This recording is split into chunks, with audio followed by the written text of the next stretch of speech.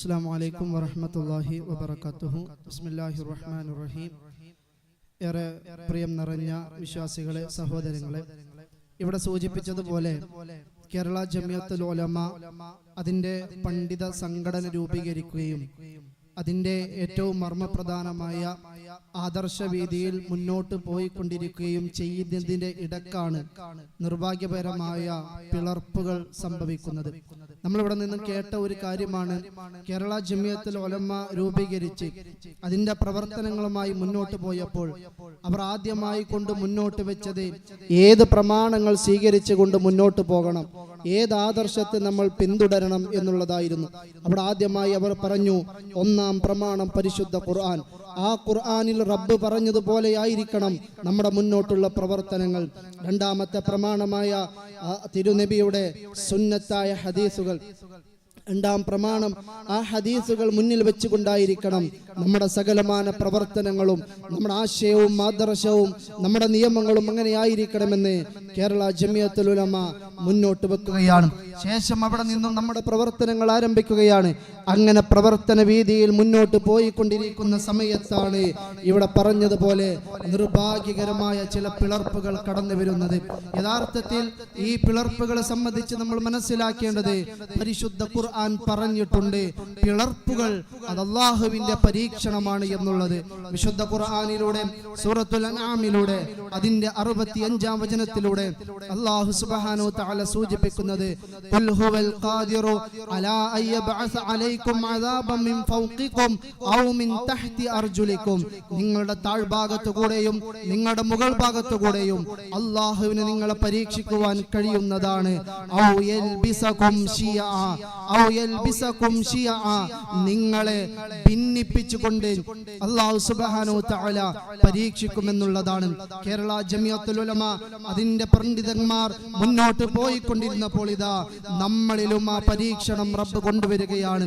ഒന്നാമത്തെ പരീക്ഷണം കേരള ജമിയത്തുൽ ഉലമയിൽ നിന്നും 1924 കേരള ജമിയത്തുൽ ഉലമ രൂപീകരിച്ച് അതിന്റെ ആദർശവീതിയിൽ മുന്നോട്ട് പോയിക്കൊണ്ടിരുന്ന കാലം ചരിത്രത്തിൽ നമുക്ക് കാണുവാൻ സാധിക്കും. എന്നാൽ ആ കാലത്തിനു ശേഷം 1926 ചില ആളുകൾ കോഴിക്കോട് ടൗൺ ഹാളിൽ ഒരു യോഗം വിളിച്ചു ചേർക്കുകയാണ്.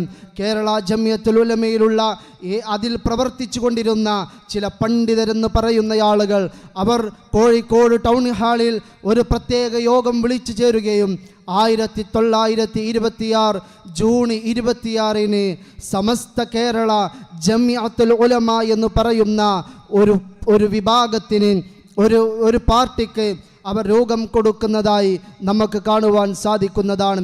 അവർ പറഞ്ഞു വന്നതെന്താണ്? ഖുർആൻ അനുസരിച്ചു മാത്രം, അല്ലാഹുവിന്റെ റസൂലിന്റെ തിരുസുന്നത്തനുസരിച്ചു മാത്രം ജീവിക്കാൻ പറ്റില്ല, അത് മാത്രം മുന്നോട്ട് വെക്കാൻ പാടില്ല. അത് മുന്നോട്ട് വെച്ചാൽ അവർ മനസ്സിലാക്കുന്ന കാര്യം എന്താണ്? അങ്ങനെ ഖുർആനും സുന്നത്തും മാത്രം പറഞ്ഞാൽ അത് നമുക്ക് വളരെ നഷ്ടമുണ്ടാക്കുന്നതാണ്, സാമ്പത്തികമായ നഷ്ടങ്ങൾ അതുണ്ടാക്കുന്നതാണ് എന്നീ വിഭാഗം ആളുകൾക്ക് ബോധ്യപ്പെടുകയാണ്. പരിശുദ്ധ ഖുർആനും പ്രമാണമായ സുന്നത്തിനെയും മാറ്റിമറിച്ചുകൊണ്ട് അത് മാത്രം പോരാ എന്ന് പറഞ്ഞുകൊണ്ട് സമസ്ത കേരള ജമിയത്തുൽ ഉലമ രൂപം നൽകുകയാണ്. നമ്മൾ കേൾക്കണം പ്രിയപ്പെട്ടവരെ, ഈ വിഭാഗം മുന്നോട്ട് കടന്നു വന്ന് അവർ സമൂഹത്തോട് പറഞ്ഞു വെച്ച അവർ എന്തിനു വേണ്ടിയാണ് രൂപം കൊണ്ടത് എന്ന് പ്രിയപ്പെട്ട വിശ്വാസികളെ ചരിത്രത്തിൽ നിന്നും നമ്മൾ വായിച്ചെടുക്കേണ്ടതാണ്. 1947 മാർച്ച് 15, 16, 17 തീയതികളിൽ മീഞ്ചന്തയിൽ വെച്ച് അവരുടെ 17-ാം വാർഷിക സമ്മേളനം പ്രഖ്യാപിക്കുകയാണ്. ആ സമ്മേളനത്തിൽ അവരൊരു പ്രമേയം കൊണ്ടുവരികയാണ്. അവർ പറയുന്നത്, ഇനി പറയാൻ പോകുന്ന ചില സംഗതികളുണ്ട്.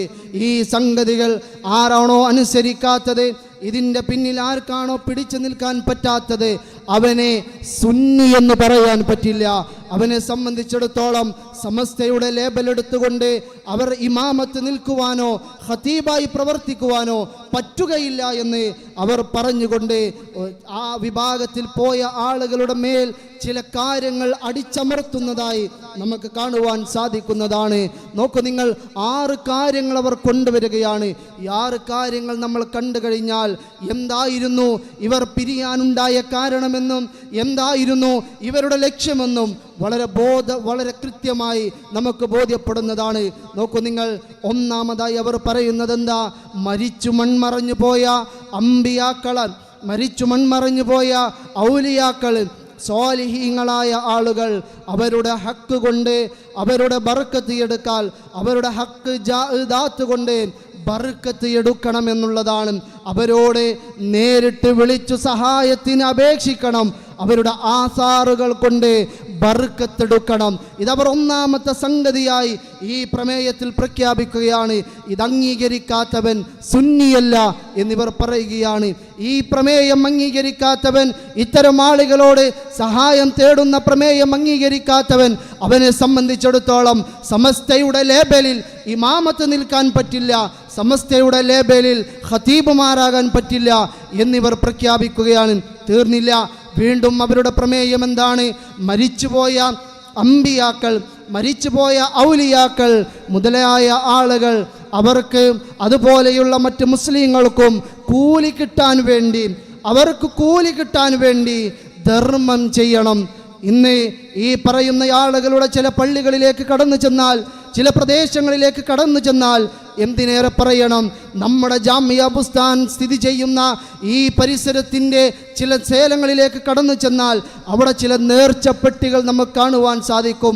അവർ കൊണ്ടുവന്ന പ്രമേയമാണ്, അവർക്ക് കൂലി കിട്ടാൻ വേണ്ടി അതിലേക്ക് സ്വതക്ക ചെയ്യണം, അവർക്ക് വേണ്ടി ഖുർആൻ ഓതിപ്പിക്കണം, അവർക്ക് വേണ്ടിയുള്ള അത്തരത്തിലുള്ള പ്രമേയങ്ങൾ നടത്തണം, അവർക്ക് വേണ്ടി ഖബർ സിയാറത്ത് ടൂറുകൾ സംഘടിപ്പിക്കണമെന്ന് ഈ ആളുകൾ പറയുന്നതായി കാണുവാൻ സാധിക്കും.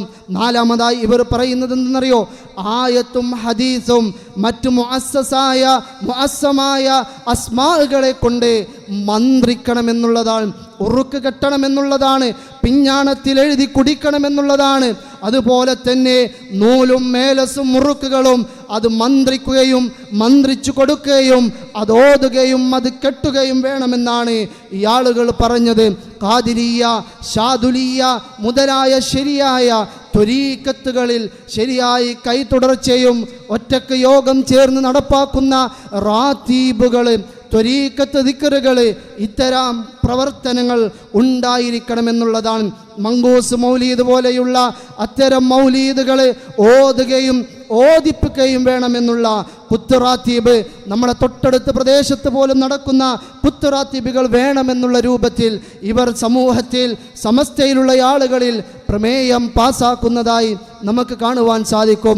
പ്രിയപ്പെട്ട വിശ്വാസികളെ, എന്ത് നമുക്കിതിൽ നിന്ന് മനസ്സിലാക്കാം? പരിശുദ്ധ ഖുർആനിനെതിരാണ് ഇവർ പറഞ്ഞ 6 പ്രമേയങ്ങളും, അള്ളാഹുവിൻ്റെ റസൂലിൻ്റെ സുന്നത്തിനെതിരായ 6 പ്രമാണങ്ങളും ഇവർ സമൂഹത്തിൽ കൊണ്ടുവരികയും അതിന്നും സമൂഹത്തിൻ്റെ മുമ്പിൽ സ്റ്റേജ് കെട്ടി പ്രസംഗിച്ച് അതിലൂടെ അവർ ഉദ്ദേശിച്ച ലാഭത്തിലേക്ക് അവരെത്തുകയും ചെയ്യുന്നുണ്ട് എന്ന് നാം മനസ്സിലാക്കേണ്ടതുണ്ട്. അള്ളാഹിൻ്റെ പരീക്ഷണം അവിടെ കൊണ്ട് തീർന്നില്ല.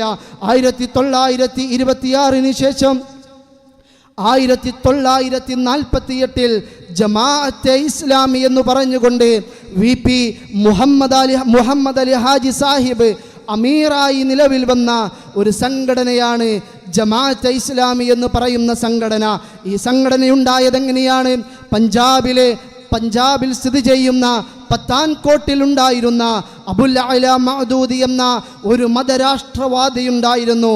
അദ്ദേഹത്തിൻ്റെ ക്ലാസ്സുകളിലേക്ക് കടന്നു ചെന്ന് അദ്ദേഹം മതരാഷ്ട്രവാദമായി കൊണ്ടുന്നയിച്ച ചില പ്രമേയങ്ങൾ കേരളക്കരയിലും കൊണ്ടുവരണമെന്ന് പറഞ്ഞുകൊണ്ട് അള്ളാഹുവിൻ്റെ പരീക്ഷണമായ ആ 2ാം പിളർപ്പ് അവിടെ സംഭവിക്കുകയാണ്. എന്തായിരുന്നു അബുൽ അല മഅദൂദി മുന്നോട്ട് വെച്ചിരുന്ന ആശയമെന്ന് ചുരുങ്ങിയ വാചകത്തിൽ നമ്മളൊന്ന് മനസ്സിലാക്കേണ്ടതുണ്ട്. അദ്ദേഹം പറഞ്ഞിരുന്നത് ആധുനിക മതേതര ദേശീയ ജനാധിപത്യം അത് നിങ്ങളുടെ ഇസ്ലാമിനും ഈമാനിനും ഘടകവിരുദ്ധമാണ് എന്നാണ് അദ്ദേഹം ഒന്നാമതായി കൊണ്ടുവന്നത്. നോക്കൂ നിങ്ങൾ, അദ്ദേഹം പറയാണ്, നിങ്ങളതിൻ്റെ മുമ്പിൽ, ആ നിയമത്തിന് മുമ്പിൽ ആധുനിക മതേതര ദേശീയ ജനാധിപത്യത്തിൽ അംഗീകരിക്കുന്നതിലൂടെ പരിശുദ്ധ ഖുർആനിനെ പുറകോട്ട് വലിച്ചെറിയുകയാണ് മുസ്ലിമീങ്ങൾ ചെയ്യുന്നത് എന്ന് ഈ ആളുകൾ പറയുന്നത് കാണാൻ സാധിക്കുന്നതാണ്. തീർന്നില്ല, വീണ്ടും അദ്ദേഹം പറയുകയാണ്, അബുൽ അല മഅദൂദി പറയുകയാണ്, നിങ്ങൾ ഗവൺമെൻറ് സ്ഥാപനത്തിൽ ജോലി ചെയ്താൽ ആ ഗവൺമെൻറ് സ്ഥാപനത്തിൻ്റെ നടത്തിപ്പിൽ നിങ്ങൾ പങ്കു ചെയ്താൽ അതിലൂടെ മഹാനായ മുഹമ്മദ് മുസ്തഫ സല്ലല്ലാഹു അലൈഹി വസല്ലം ആ നബിയെ വഞ്ചിച്ചു എന്ന് നിങ്ങൾ പറയുന്നതിന് തുല്യമാണ് നിങ്ങൾ അവരുടെ ഗവൺമെൻറ് സ്ഥാപനങ്ങളിൽ ജോലി ചെയ്യുന്നത് എന്ന് ഈ ജമാഅത്തെ ഇസ്ലാമി ഉടലെടുക്കാൻ കാരണമായ മതരാഷ്ട്രവാദിയായ അബുൽ അല മൗദൂദി പറയുകയാണ്. പ്രിയപ്പെട്ടവരെ, ഇന്നിൻ്റെ കാലഘട്ടത്തിൽ ഒന്ന് നോക്കിക്കൊള്ളുക.